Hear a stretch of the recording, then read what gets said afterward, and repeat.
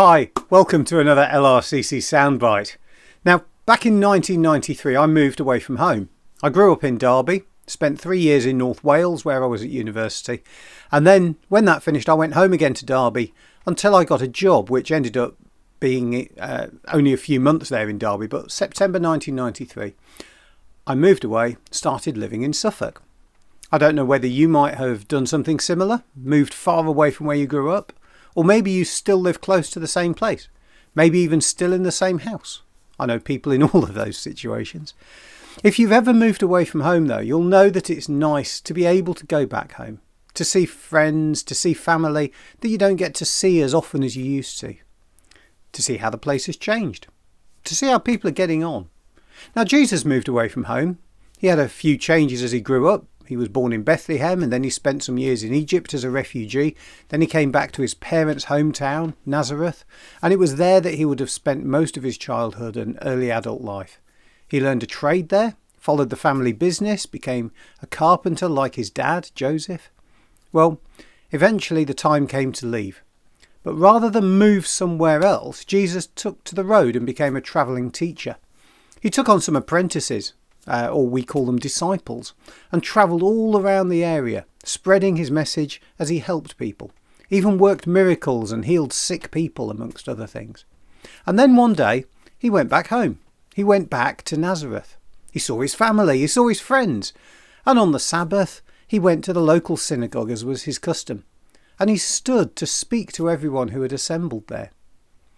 But rather than a warm welcome, as he spoke, the people started talking amongst themselves and questioning, who does Jesus think he is? After all, those the same age as him had grown up with him.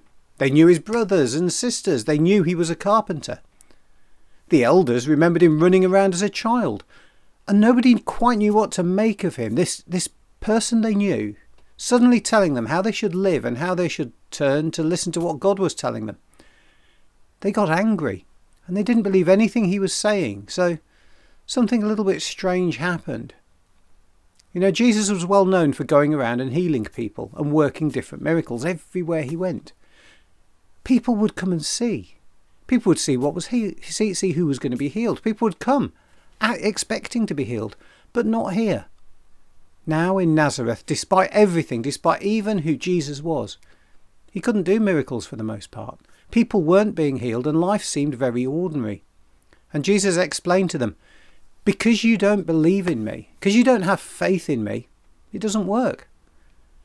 I think when he told them that a prophet is never accepted in his hometown, that was probably as much as they could stand, and that was the point when he ended up having to leave. You see, there's something two-way when we deal with Jesus. He doesn't just turn up and fix everything, even though he could if he wanted to. The ultimate aim of Jesus is that we grow into a relationship directly with him. We become friends. We believe in what he did, we believe in who he is, and we follow him with our whole heart. And it's about relationship. You can't have a relationship with someone without it being a two-way thing. Two people have to want to be friends, to be in a relationship, in a friendship with each other. Two people have to want to be in love. They have to want to be with each other if you're going to have love grow. One way never works. And the great news is that Jesus has already said yes. He wants to be friends and he wants to know every single individual one of us. And if you want to know more about that, do get in touch and I'd love to tell you more. Being a Christian isn't about following rules or being religious. It's about saying yes to Jesus who has already said yes. Yes, we want to be in relationship. We want to be in friendship. It's two-way. And that friendship lasts forever. I hope you have a great week. God bless you. And I'll see you next time.